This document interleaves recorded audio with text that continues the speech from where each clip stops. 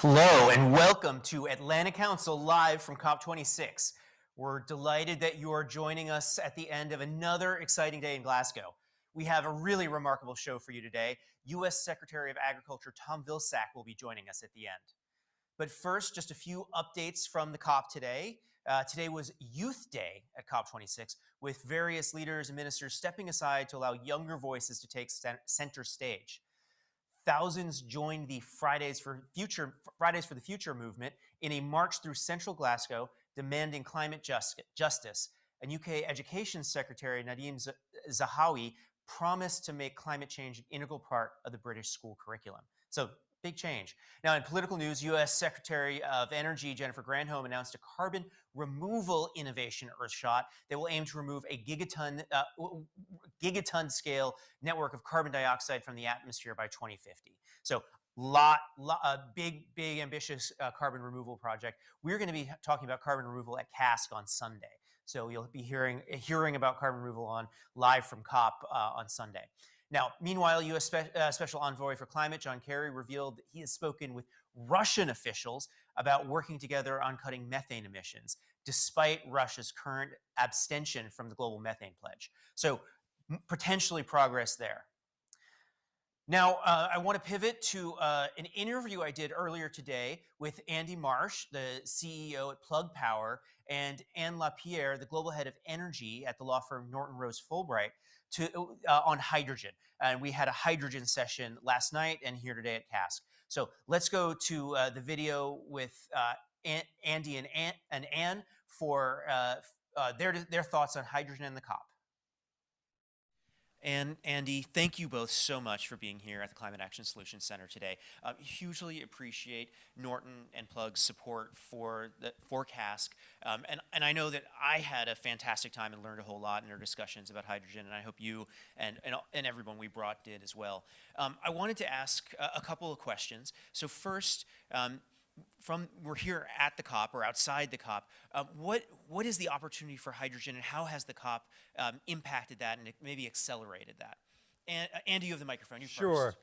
So Randy, first it's a pleasure being here, but I've learned a lot here at COP. And you know, when you're at a meeting with peers and people from different industries, you get educated about the ability of how you can work together to accelerate the hydrogen economy. And when I look at it, you know, we just got through a wonderful discussion about how to accelerate and about how pipelines could be leveraged that SNAM presented, which really opened my mind about how Plug Power can continue to grow its business. But you know, you really learn how to grow by working with people and understanding what's possible.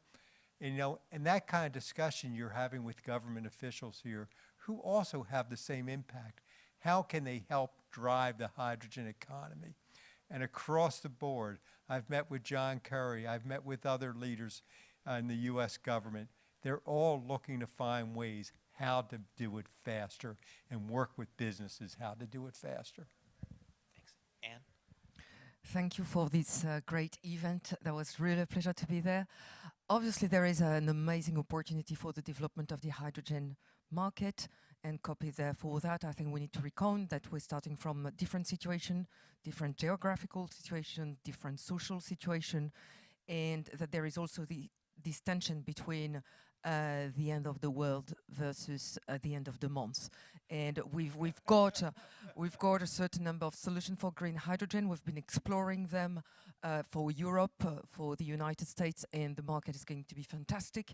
But probably we have to consider that we need to integrate the 80% developing country into that program, and that's not going to be easy. So COP is not going to be a revolution. I think COP is a step forward in this journey, but we still need to work a lot together. And as Andy was saying, the way out is only into developing a huge cooperation. I think competition will not make us successful. Mm-hmm. Now, we had 3 sessions on hydrogen here at CASC. Love to know what, one or 2 key takeaways you have from those sessions are. And Anne, you still have the mic, so you can go first. I think the first takeaway is that there is a global understanding that blue hydrogen is a temporary solution, but is the low-hanging fruit situation. But that the world will need us to find a way to finance and develop massively the green hydrogen. So I think that's number one. Number two, I think that at the timing there is an agreement that there is not enough taxonomy, common definitions to make the financing community comfortable to support the development of this hydrogen, not only plant or electrolyzer, but also all of the infrastructure which has to be financed to make the supply chain sustainable and to have all the consumer accessing the product at the end of the day.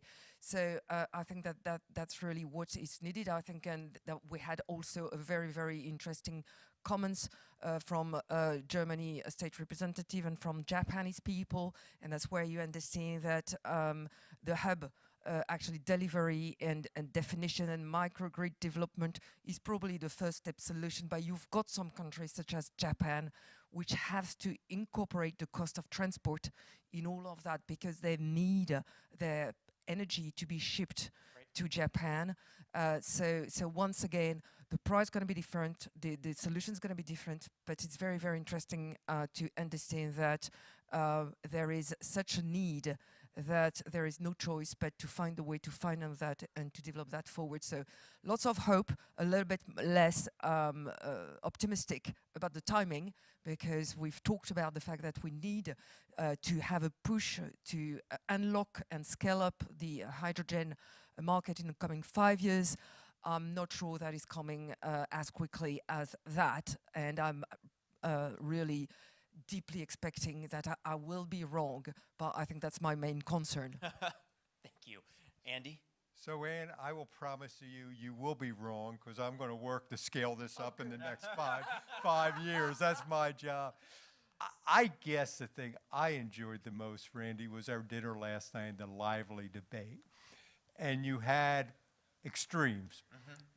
People who felt that hydrogen would never come, and people who felt hydrogen was here today. Right.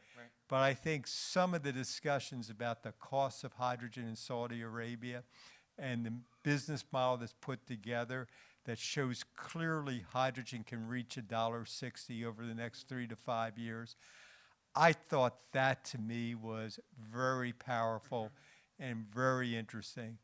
And you know, it's always good to listen to the skeptics, because the skeptics are eventually always wrong, but they're, you know, in the short term, they point out the flaws in your thinking.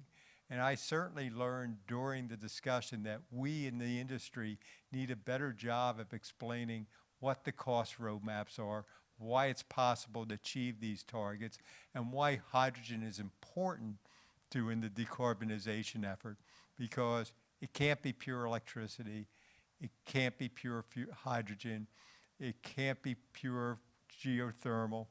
It needs to be a mix if we're going to reach the climate goals.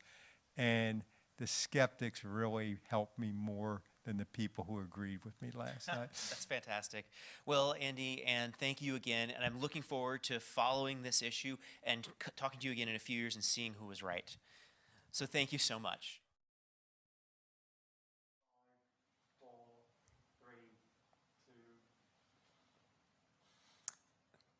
Thank you both to Andy and Ann for joining us this morning at the Climate Action Solutions Center. Now, next we have a pre-recorded presentation with Mr. Mauro Soares about GreenMap, which is a new NGO that works to bring climate finance to the developing world. You learned a little bit about this yesterday on Live from COP, and they're going into more detail today. So over to the video. Hello. Well, thank you, Randy, for the introduction and for this opportunity to be here presenting today to this distinctive audience. I'm here representing GreenMap. GreenMap is a young organization. I'm going to tell you a little bit about it, but we're going to present today a tool that we are developing that we think has the potential of becoming a game changer for scaling renewables in the developing world. So I will follow-up presentation to make some concepts more clear and show some of the features of this presentation. But first, let's go with a quick introduction of GreenMap. GreenMap is an impact-driven non-profit organization organized under Belgian law in Belgium, in Brussels. We're non-profit, we're independently funded. We have been in operations for over a year now. We are former, the main group, management group is former officials of the government of Argentina. We have a good track record in pulling out investments at scale in a very complex market. And so that's why we decided to bring that experience to other countries, and that's what we are offering now as an organization. And we're focused on designing and implementing innovative tools for policy and for de-risking mechanisms in developing world. Our executive team, you can see all of this in our website. That's in the end of this presentation that will be shared. We have a prominent board of advisors with good celebrities of the climate change and renewable energy world that we're very proud and grateful. And we are supported by different organizations, philanthropies, such as Courageous Climate Foundation, IKEA. Well, you have them all on the screen. We're also very grateful of our support and also of our partners like RMI and the CSEF initiative. And we're working with ARENA as well and other to improve our outreach. So let's go now to the platform itself. Let me introduce a bit why we're doing this, right? We, as a nonprofit with an ambition to scale renewables worldwide in the developing world, we're very conscious of some of the problems that we observed in our country, in Argentina, and we observed in other markets we are already working and researching. And the problems can be sort of agglutinated into five issues that we want to address with the platform. The first one is that usually governments, who are our clients, have a difficulty of obtaining good and reliable and timely market information to make decisions. Second, they lack the capabilities or the means of valuing or appreciating the value of the different design and risk mitigation instruments that are available in order to make a good decision on what to apply to their programs in order to move the market towards more investment faster and better and at cheaper prices. So that's what we want to address in second place. Third place, usually most of the programs we're seeing lack to a certain extent features that provide bankability. And so some de-risking and some better structuring of those renewable energy programs and associated contracts and templates is needed, right? And fourth, the procurement processes at times are opaque, at times are too bureaucratic, are too difficult for international investors to be attractive to at times. And sometimes they're just different one country from the other. So we also want to streamline that and provide a tool that can make things easier for the international investing community and the financiers as well to provide support and participate and invest in different countries under more common set of rules and tools. And lastly, after the programs are executed and the projects are awarded, there's a very time-consuming and very costly process of following up and monitoring those projects that are awarded and the results, right, and the performance in the longer term. So that fifth element is something we want to address as well with the platform by a monitoring tool. So this wheel of fortune is what we see as the solution, right, to the problems, and each of the modules corresponds to one of those problems that I addressed.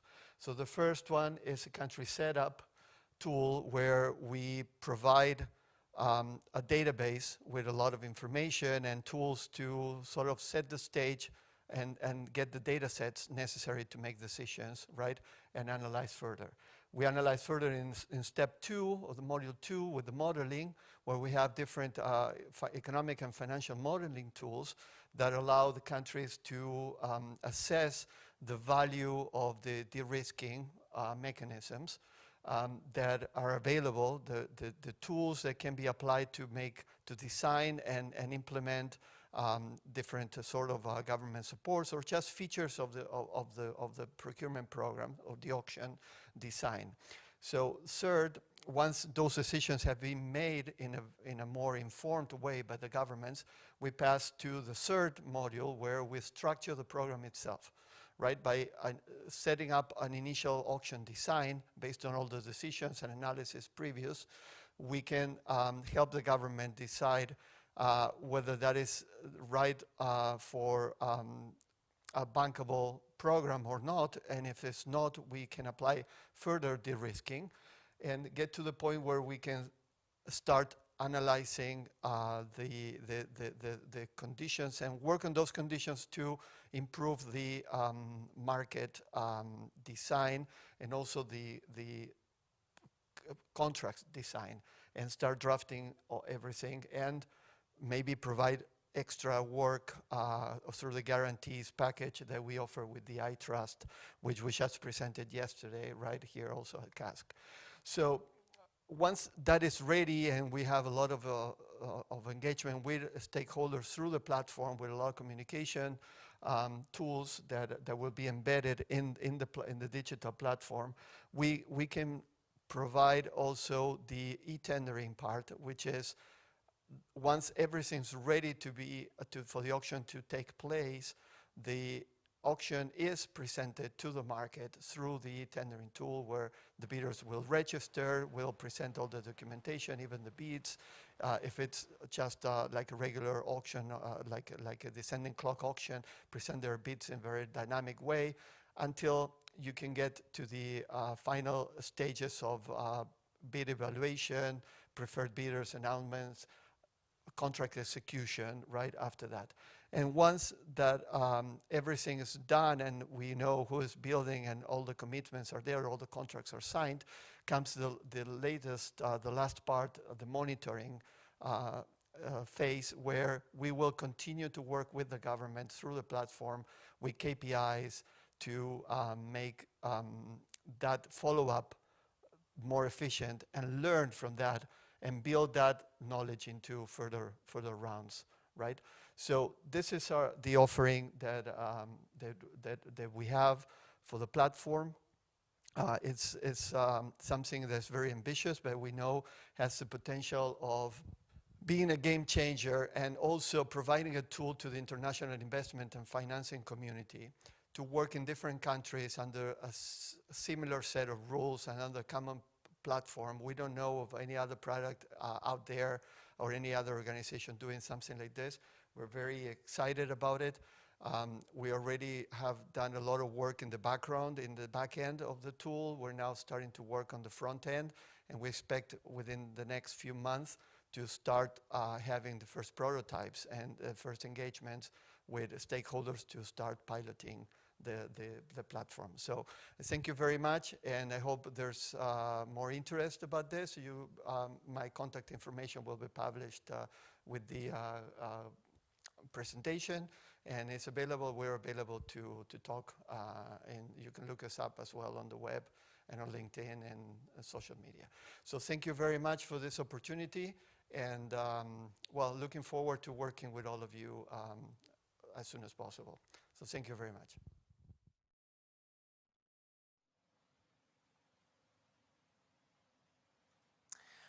I think that GreenMap is just going to be so impactful.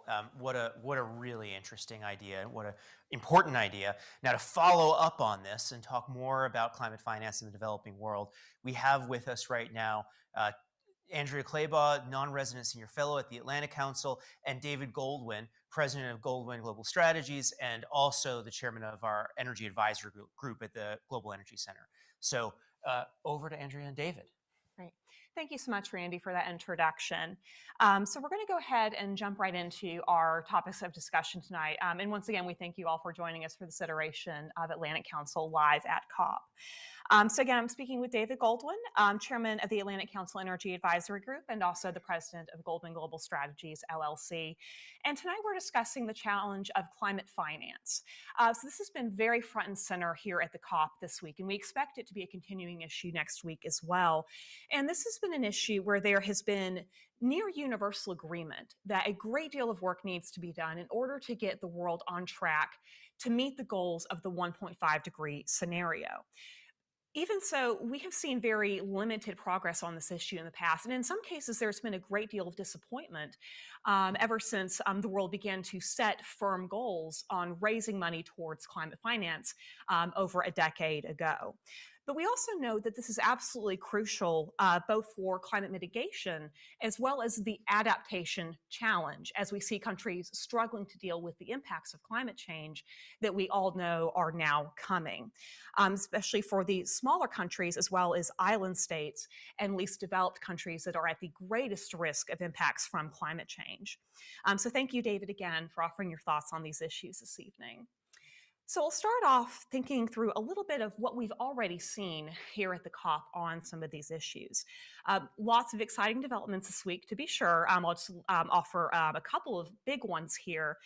We saw the launch of the Glasgow Financial Alliance for Net Zero this week, with a reported 130 trillion, that's trillion with a T, and 450 banks and firms representing 40% of all global assets, which are now pledged to align their portfolios with the goals of the Paris Agreement. Another example that's very exciting is the Global Energy Alliance for People and the Planet, the GAP, which is a joint effort from the Rockefeller Foundation, the Bezos Earth Fund, and the IKEA Foundation, which has partnerships with governments and multilateral development banks as well, aiming to unlock 100 billion in public and private capital with a particular focus on renewable energy and creating new sustainable jobs. So David, all of that is very exciting and very inspiring in some ways, but from your perspective, what does all of this really mean? Well, the commitments, GFANs in particular, are important because it's going to create a wave of disclosure that will ripple through the financial system. So the commitments of banks to align with net zero, the commitments of companies to have net zero, at least for publicly traded companies, means they're going to make disclosures about how they're going to align with Paris. They're going to have plans for how they're going to do that. And if they overstate or misstate, they're going to be subject to litigation from shareholders for having misstated it. So they're going to be very careful about this. The rating agencies like S&P and Platts are going to start rating and ranking companies by how well they are fulfilling their commitments to net zero, which means the cost of capital for those companies that are doing a poor job of aligning with net zero will be high, and the cost of capital for those that are doing a good job will be low. So that's going to have a real effect on lending. So I think all of that is very good because there's transparency and accountability into the system.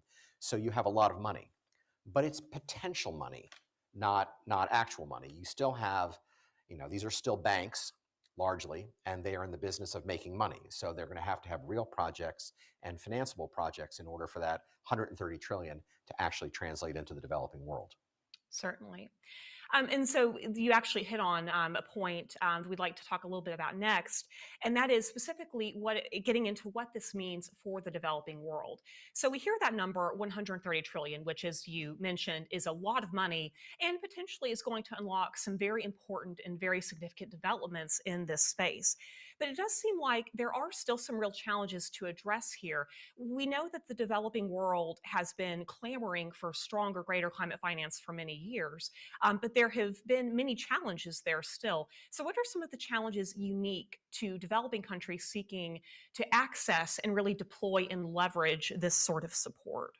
Sure. Well, financing energy development in particular in lesser developed countries is a hard problem. If it wasn't, we would have fixed it by now. And the challenges are really multiple. In a lot of these countries, some of them have very weak bureaucratic capacity.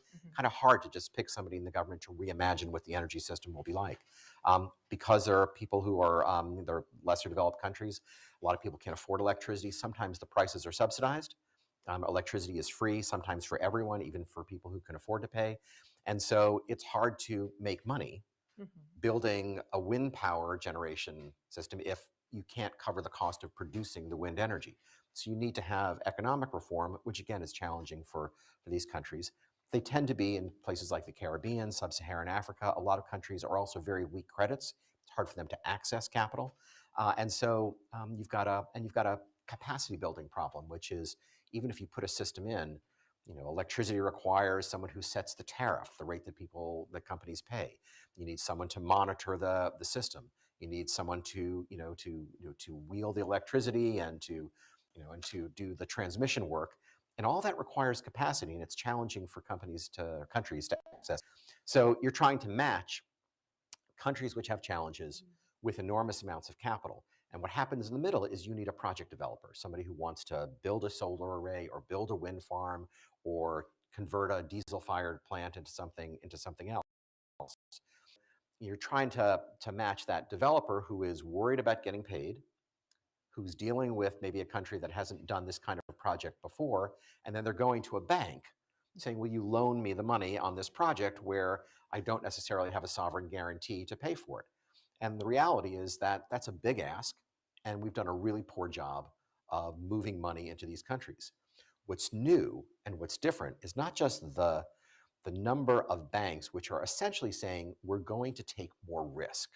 And that's where we'll see whether they're really going to fulfill these commitments. But also this GAP, the Rockefeller Fund and all this money helps bridge the capacity gap. Because sometimes you need someone who's just going to spend the money to develop a project. Or you're going to need someone who's going to take what they call the first loss, which is that period when you're not making money, but you need to keep operating to get the project up and running. And if you can match the billions now from GAP with the trillions, which we're seeing from the banks, and you can get project developers who have confidence that they can now make a project work, we've got something to work with. There's a lot of work to be done in that space, and there needs to be some matchmaking between project developers and countries. And I think that's where there's a lot of work still for the World Bank, for the United States, for development agencies to try and make those marriages. Certainly. So it seemed that you're really hinting at very significant regulatory challenges, also policy challenges, and even technical challenges in some circumstances. And that leads me to drilling down a bit more closely to a region you mentioned, the Caribbean, which, as we know, has faced a number of very severe developmental challenges for many, many years. And we also know faces considerable energy security challenges. This is a region that tends to be very much an energy importer. Energy in that region tends to be of the sort that the COP would like to see phased out in favor of more cleaner, more sustainable, renewable types of fuels. So there do seem to be some specific challenges in that region. I was wondering if you could talk a bit more about how these sorts of initiatives can be particularly impactful for a region like the Caribbean, where there have been so many challenges before, and previous efforts have seemed to really struggle to make a dent in the problems. Sure, no, it's a great question, Andrea, and the Atlantic Council and the Latin America Center have written some quite a bit about energy development in the Caribbean. So this is a case where you've got the Caribbean and island states produce maybe 1% of the world's emissions, and they're the most vulnerable to climate change. You've got rising seas, you've got extreme weather, you've got hurricanes. In the Caribbean next to us, they pay almost 30 cents a kilowatt for electricity, which is 2.5 times what we pay in the United States. Makes tourism hard, it makes life hard in general. And they're heavily dependent on fuel oil, in part because of Venezuela's cheap financing of fossil fuels for many decades before they couldn't afford to do it anymore, and in part because there are entrenched utilities who have been used to using diesel or fuel oil for a while, and it's hard to welcome an outsider in and put you out of business. So there's been a lot of work. Vice President Biden, now President Biden, launched the Caribbean Energy Security Initiative when he was vice president to try and work with this. But the challenges are small islands which can't be interconnected, which are poor credits, but are considered middle income by the World Bank because a lot of money comes through these islands, even though a lot of it doesn't go to the population. So they're not eligible for development finance. So people have some of the islands, I would say, Jamaica and the Dominican Republic have converted from diesel to natural gas, which has reduced their emissions and provided reliability. Dominica has converted to renewables. But you've got this problem historically of risk, which is, will the country have a framework which will let an outsider in? Can they charge for their electricity and get paid for it at a rate that makes it worthwhile? But there's been no one to guarantee, that project, to provide the security for them to go forward, because the countries have weak credit ratings and the United States development agencies can't really do it because they're middle income. So hopefully what will happen between GAP and GFANS and all the other Gs that are in this is that they'll be able to give that kind of security, additional financing and backup to these developers so that they can introduce these projects. And people like GreenMap, who we heard from earlier this afternoon, can provide that capacity to these countries and help them design frameworks that companies will want to invest in. So it's been a big challenge. There couldn't be a better case for renewable energy than the Caribbean. Cheaper, more reliable, more resilient if they have mini grids and distributed generation. And frankly, it'll be a real test about whether this new system is real and whether it'll work. Certainly. And you raised an interesting point about U.S. development finance, and that there are some challenges and limitations there as well, just by the nature of how the system for U.S. development finance currently operates and how that money is divided and how it is utilized. So I wanted to dig into that a little bit more and just think about where the Biden administration is in all this. We know that the Biden administration has made climate change very much front and center to all aspects of its policy approaches. We know that they have said that climate change will be approached from a whole of government perspective, and that includes development finance and also foreign aid, technical assistance, things of that nature that the United States has been doing for many years. So I wanted to ask you where the United States really sits on this right now, and where an organization like the relatively new U.S. Development Finance Corporation sits in these types of conversations. Sure. Well, I think the first thing the Biden administration wants to do, needs to do, is get this reconciliation bill passed so it can make its contribution to the Green Climate Fund. It's supposed to be $100 billion a year. The United States has not been able to meet that commitment. The world has not met that commitment. So that's going to be an important step. The BUILD Act, which created the Development Finance Corporation, which used to be the Overseas Private Investment Corporation, has new tools. So they can now make equity investments. They can now provide technical assistance. So they're able to leverage private capital in a way that was really challenging for its predecessor, OPIC, to do. So they've got a lot of potential, and they are focused on climate. So they're looking at energy projects, restoration of coral reefs, agriculture, a whole range of activities that can contribute to climate and also promote economic development. So I think that's an important tool. Of course, you have to be eligible for DFC financing in order to do it. So there are a lot of other countries that need help, and that's where, if you look at the broad array of initiatives taken by the Biden administration, they're leveraging the private sector. The First Movers Coalition is looking at deep decarbonization of otherwise hard to electrify sectors. They cross the whole developing world as well. You've got the earth shots and moon shots from the Department of Energy on everything from direct air capture to carbon sequestration to advanced nuclear and small modular reactors. I mean, all of the technologies which will enable developing countries to leapfrog kerosene generators to the next generation. So those will be collateral beneficiaries. And even the Department of Agriculture, we're going to hear from Secretary Vilsack in a couple of minutes, are looking at ways to promote sustainable agriculture, which is not only enabling crops to grow to survive the kind of temperature changes that we're seeing, but also that may use less energy or consume less water and enable countries which are stressed by climate to be able to provide food security. So I could sort of go on. You've got the diplomacy from the Department of State, you've got financing from the Department of Treasury. Truly is a whole government approach. Excellent. So it does seem that while there are very significant challenges ahead, at the same time, there's cause for optimism because there has been such a focused effort on this. And there are so many tools at the disposal, both of the US government, as well as increasingly on the international stage, that are really honing in on this issue. Yeah, I think that's right, Andrea. And if you look at everything that's gone on, I mean, there's so many, it's an alphabet soup of new initiatives. But, if you take a 50,000 foot level, look at this, what we're talking about is coalitions coalitions of private sector and public sector organizations, non-governmental organizations like Rockefeller, who are trying to collaborate in order to make change.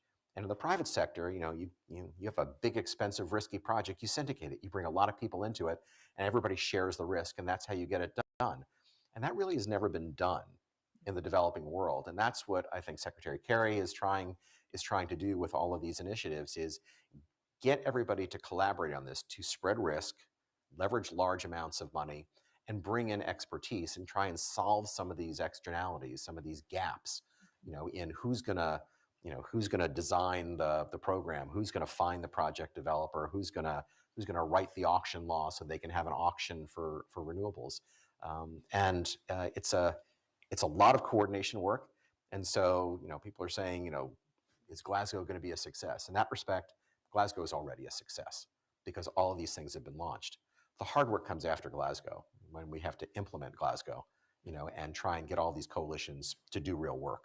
And that's going to require diplomacy, and that's going to require energy, and that's going to be the work not just of our government, but certainly in our government. That's going to be the work of the State Department and the Treasury Department and everybody else who's working on this for years to come.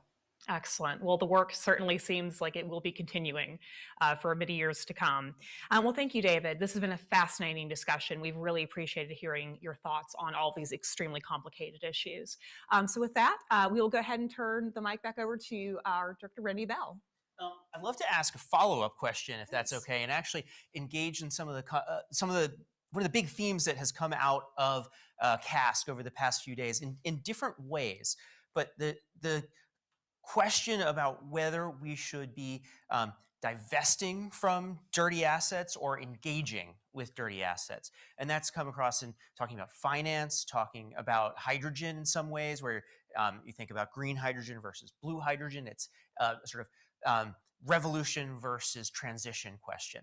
And I'm just wondering, David and Andrea, how you thought the guests here approach that question, and if you think that we're getting any sort of further, this group of experts we brought together, to what the right path forward is. Sure. I'll be happy to take a stab at that, and I'm sure David will have thoughts to offer as well.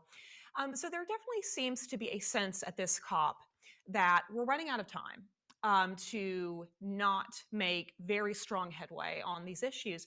And what I seem to sense from many of our speakers, and I welcome your all's thoughts as well on this, is the idea that we're at a point where we have to have everybody on board.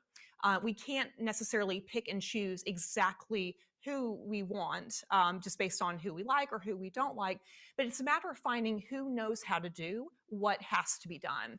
Where are the technical skills? Where is the knowledge? Where are the assets? Where are the partnerships, the relationships that are going to help us move forward, particularly in these hard to abate sectors? We often talk about things like hydrogen and carbon capture as sort of the new emerging frontier for that deeper level of decarbonization. But it's not necessarily clear that we're there yet. And it seems pretty obvious that we're going to need a wide range of participants, people in the public sector, the universities, academia, the private sector, even in the nonprofit sectors, to really be working together on all of these issues. So in that sense, there does seem to be a need to get everyone together and get everyone on the same page as soon as possible, or there's really no chance that we're going to make the steps we've got to be making right now by 2030 to get us on track to reach that 1.5 net zero goal by mid-century. I think we also heard a lot of caution about it's an energy transition and we can't jump from here to there. So we had a conversation about green hydrogen. The places in the world that are sunny, that have ample and excess sources of renewable energy to devote to creation of hydrogen are great places to do that. In places like the United States where, we're far away from reaching our goals of providing enough renewable energy just for electricity generation, diverting that to creation of hydrogen to decarbonize some other sector could be counterproductive.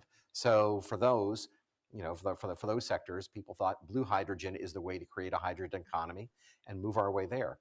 On the fossil fuel question, I think we also saw 30 countries, join the United States in declaring that they would not subsidize or they would not finance fossil fuel upstream, midstream, downstream investment unless there was carbon capture associated with it, and unless there was another urgent need.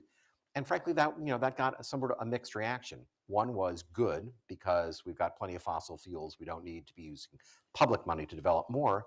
But there are countries that did not join that because they remain fossil fuel dependent, even though they have net zero commitments. And they know it's going to take them a decade to get there. So they're worried about how we get from here to there, as people are in Europe right now and otherwise. And that's a challenge for the Biden administration. I think the president has said, and he probably hasn't been heard well enough, that he knows it's an energy transition and that we're not talking about leapfrogging from here to there, but we are going to be smart about where we put public money and where we have private money. And we're going to decrease our reliance on hydrocarbons, but they're not going away in the interim. So I think that's why the fossil fuel announcement got a bit of a mixed reaction, and why people who are all committed, to building a hydrogen economy, to moving to net zero, know that in order to maintain political consensus to execute that transition, they're going to have to deal with consumer prices and mediate that transition. Yeah, absolutely. It seems like the Biden administration is trying to get as many people in the tent as possible. But is there a point at which that tent becomes so big that it becomes meaningless? Where is that line? Let's talk about carbon capture, for instance, and blue hydrogen. We think abated fossil is clean energy, but how much abatement do you need to count? How do we think through that type of problem? Andrea first. You're nodding your head. Sure. So you're absolutely right. The Biden administration has been very clear that they're happy to take all comers, and they're happy to take everyone who wants to talk seriously about these issues, wants to talk seriously about the United States on a net zero pathway, 1.5 degrees by 2050 for the entire world. And it seems that the key there, from what we've seen so far, really is that you have to be credible and you have to be serious about this. You can't just come in and say, "Oh, yes, we would love to do that. That all sounds great." The organizations, companies, partners that want to work with the Biden administration on these sorts of issues have to actually be able to say, "We're on board publicly, clearly. This is our plan. This is our strategy. This is the pathway." And if you can present that and say credibly, here's how hydrogen fits into the model. Here's how carbon capture fits into the model. Here are the things we are doing to help the United States and help the world to meet that target. That's a much more compelling framework. And that really is in some ways the ticket in the door to really be able to be effective and to be important to figuring out what this transition is really going to look like. So there's obviously different strategies, different approaches based on where a company is, where it wants to go, what specific sector it's working in. But at the end of the day, alignment with that overarching goal is in a lot of ways a critical starting point to being credible in that discussion. I just add briefly, the Framework Convention recognizes common but differentiated responsibilities, and there are also differentiated problems. So I think the Biden administration is welcoming all comers, but you realize that where energy access is important, 2 billion people without electricity, you're going to be a little bit more flexible about the standard that you hold them to and about how you're going to provide that electricity than you will be in the United States, or you are going to be in Europe, where you have wealthy developed countries which can afford to pay more for electricity in order to have it be cleaner, and where frankly they're willing to pay more for electricity to have it be cleaner. That's not a choice of whether you have electricity or you don't have electricity. And so I think the standards on how much carbon capture, frankly the exceptions that are in the development finance and World Bank standards for energy security and other things, allow for that kind of differentiation. So it is a very big tent, but I think there's room for everybody. David, Andrea, thank you so much. This was fascinating, and really thank you both for joining us here in Glasgow. It's a pleasure to have you part of this group. So thank you so much. Now it is my distinct pleasure to welcome Secretary Vilsack to the stage. Secretary Vilsack, please join us up here. It is really fantastic to see you here. Thank you so much for joining us at the Climate Action Solutions Center. Happy to be here. So we're here to talk about AIM for Climate, the Agriculture Innovation Mission for Climate. Yeah. So can you tell our audience what this is and what its goals are? Well, it is a collaborative effort started by the United States and the United Arab Emirates to accelerate innovation to ensure that we meet the climate goals that we have globally as quickly as possible. We now have an interesting coalition of 33 countries, 37 knowledge partners. These are universities, NGOs, folks who are providing information and knowledge and data, as well as some sprint partners. We have eight projects that are moving forward. This is NGOs for private enterprise that are basically putting additional resources into a variety of innovative solutions in order to accelerate innovation in this space. That's really fantastic.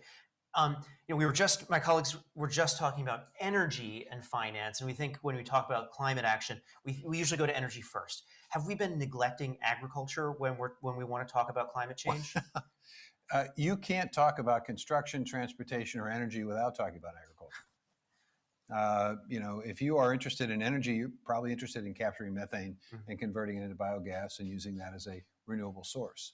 If you're interested in transportation, you are no doubt interested in the development of an aviation biofuel, because again, we may be very comfortable with electric cars. I'm not sure all of us are comfortable with electric planes at this point, right? Not yet. Not yet. And so that's an opportunity. If you're talking about construction material, it's interesting that methane potentially could be a substitute for water in the development of concrete. So when you look at agriculture, you need to look at it not as the problem, but as the solution. If you're interested in sequestering carbon, well, there's a terrific landmass in the United States and around the world where, with the right proper agricultural practices, you can essentially increase the storage of carbon. If you're interested in soil health and the ability of plants to absorb more carbon and root systems, then you're talking about agriculture and research and development. So you can't talk about any aspect of this problem without getting ultimately back to agriculture. Really, really interesting. Now, the main partner country is the UAE. It doesn't necessarily seem, at least on first blush, like an obvious choice for a main lead partner. Talk me through that. Well, I think first of all, they are a country that very much invests in innovation. They're very interested in innovation. They sponsor some of the largest food and agriculture activities and meetings in the world. And they are very interested in seeing ways in which they can become a little bit less dependent on imports. So it gets into the kind of opportunities that closed agriculture, vertical agriculture, indoor agriculture can present.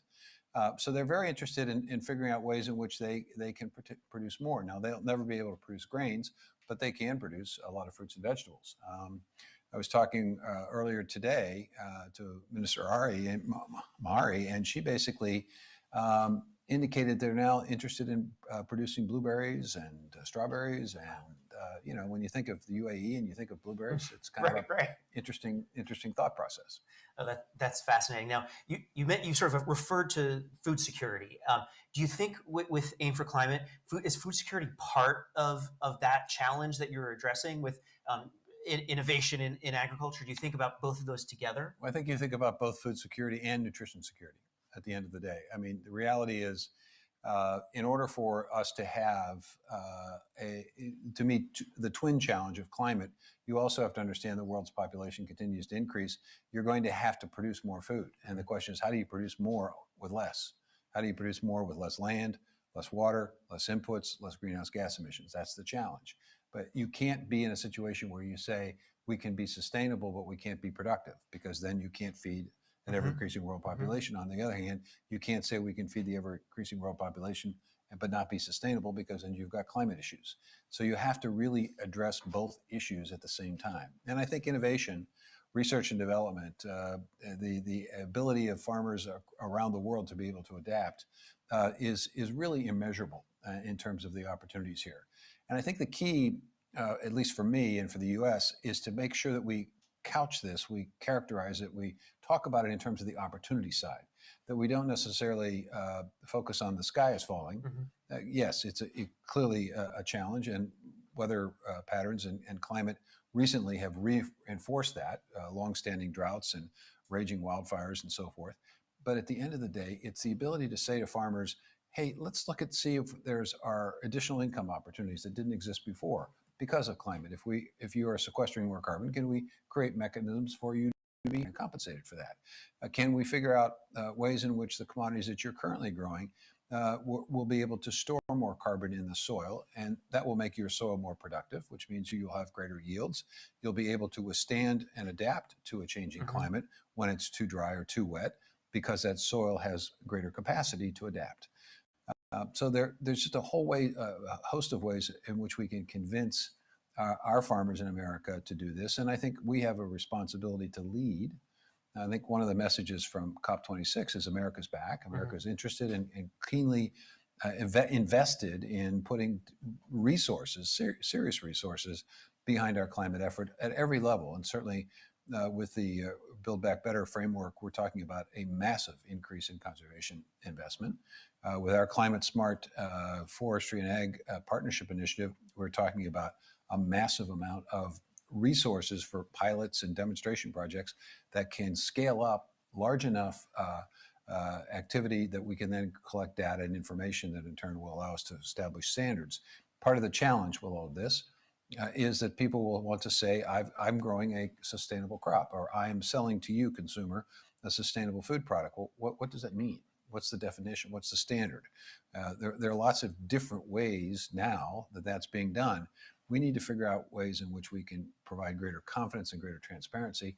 But to do that, you got to have the data. To have the data, you have to have enough farmers participating. So we need to create an incentive, which we've done, to bring down the financial costs associated with climate smart agriculture. Now, you mentioned adaptation. We also talked a lot about mitigation. How do you see those two working together in the agriculture? You need space? both. You need both. Clearly, you're going to have a changing climate. Clearly, you're going to have temperatures that change. You're going to have weather patterns that are different. You're going to have more intense storms. And so the question is, how do you create the capacity to adapt? Do you change the mix of what you're growing? Do you change the growing season? What steps do you take? And from a mitigation perspective, I mean, it gets back to carbon storage. It gets back to climate smart agricultural practices. It gets back to ways in which you can use more precise agriculture, more precise inputs, more precise use of water, more precise decisions with relative to your crop. There is amazing sensing material instruments. There are drones. I mean, there's a tremendous amount of technology that will help us. I saw the other day a situation where multiple photographs were being taken of corn that was growing, and by virtue of those photographs, computers would then churn the data and would be able to tell you, the farmer, precisely what that particular corn crop or that particular part of your crop needed. It may need more water. It may need less water. It may need this, the fertilizer. It may not even need fertilizer at all. Right. In which case, if you have a system where you essentially can be precise with your fertilizer, it's conceivable that you could save 10, 20, 30% of what you're currently applying on your farm. Well, now that's a huge greenhouse gas emission reduction, just that alone, before we even get into carbon sequestration and all of the other opportunities. Really fascinating. You mentioned the innovation sprints. Maybe you could talk about a couple of them that seem really interesting. Well, there's one involving some of our major food companies that want to be able to convince when you're eating one of their snack products, or you're going through one of their restaurants and picking up a hamburger, that you're in a position to be able to know that you're contributing positively to the climate as opposed to negatively. So they're teaming up with the Foundation for Food and Agriculture to try to figure out additional standards, additional ways in which sustainable practices can be defined. So that's one grant. There's another opportunity where the dairy industry in the United States and New Zealand are also working with the Food and Agriculture Foundation to essentially take a look at how they might get to a net zero future. What do they do in terms of methane reduction, methane capture, and reuse? How can they have a manure management plan that significantly reduces the greenhouse gas footprint of their operation? And in doing so, I think the dairy industry is poised to really be maybe one of the first, if not the first, aspect of agriculture that gets to a point where enough large-scale dairies are at a negative emission that they offset some of the emissions from some of the smaller dairies, so that the industry as a whole can essentially represent itself as a net zero industry. Oh, wow, that's really cool. Now you're here in Glasgow for COP26. What do you hope to get out of it? Well, I think myself and I think every other cabinet member wants to reinforce the message that President Biden delivered, which is essentially America is very serious about this. Mm-hmm. America recognizes it has a unique responsibility as one of the world's largest economies to essentially provide leadership and direction and to be engaged and not to be disengaged. And I think it's also part of my responsibility to make sure that people do see agriculture as part of the solution Right. and not the problem. It seems to me that many people are still stuck with a vision of agriculture that's probably several generations old.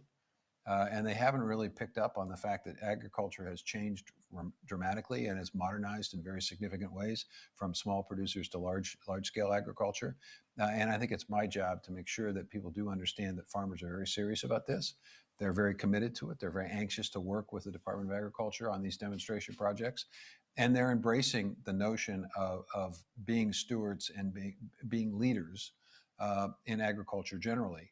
And so I think those are two very important, large messages. And then, of course, we want to talk about the aim for climate. We've also started a coalition of nations where we want to send the message that to be sustainable doesn't mean that you can't be productive, Mm-hmm. and to be productive doesn't mean that you can't be sustainable. That we don't want to create a sense of a false choice between those two, that Right. you can actually do both. That's really, really fascinating. Now, what have you seen so far? How do you feel like the COP is going so far? Well, I think we've had some very good meetings and very good presentations today. Aim for Climate was, we had a great opportunity with the UAE and to basically amplify what President Biden and others announced on Tuesday. And we had a very good discussion with representatives from the farm community, representatives from the NGO community, and from major agribusiness earlier today on climate smart agriculture and the willingness of agriculture and agribusiness to figure out ways in which farmers could be incented and encouraged to participate in climate smart practices. So today has been a very good day. Obviously, a series of bilateral meetings as well. This is a meeting place. There are lots of people here. Mm-hmm. So it's an opportunity to extend invitations to nations to participate in these coalitions and groups. And so it's been, for me, it's been a successful opportunity. And I think, American agriculture is getting the message that we're in a position to really make a difference here and to provide some direction and leadership, and that the USDA is anxious to partner with the farmers to do so. Fantastic. Is there anything else that you'd like to add? Well, I can't think of anything right now, but I'm sure as soon as I get off the stool that I'll think of 5,000 things I should say. We can do this again, back in Washington after the Okay. COP. We'll do a follow-up. Okay. Thank you so much for joining us today. Really, really, it's such a pleasure to have you here at the Climate Action Solutions Center. Thank you to everyone out watching today. We look forward to seeing you again tomorrow at 5 p.m. GMT, and we will have a special edition of Atlanta Council Live from COP26, where we will be coming to you from the Blue Zone, where we will have a bipartisan group of U.S. senators talking about climate innovation, both on the energy side and also on the adaptation side. It looks to be a really, really great program. So again, 5 p.m. GMT tomorrow, Saturday. Thanks so much.